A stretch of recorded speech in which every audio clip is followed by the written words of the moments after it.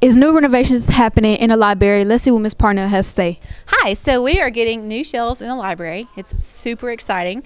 They were built by a cabinet maker, I think in Huntington.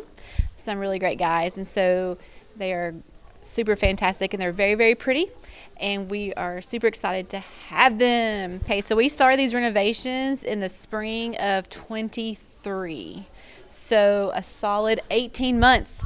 We combined the library and the STEM lab, so we took one half the library and moved it into the bigger space, and then we made that side into the STEM lab.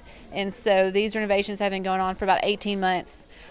So we've been living with a partial library for a solid year, and then we're almost done. Okay, I think the shelves will be in this week, and I'm getting a new desk as well, a new circulation desk. And then from there, we've got about 200 boxes to bring back into the library and then put the books back on the shelves, which is going to take some planning, because I imagine I'll put them on the shelf and then want to move them again to make sure everything goes to where I want it to go. So that'll take some time. I can't tell you when, but hopefully by sometime in November. I hope to have it totally done and the library ready for you guys to come check out books.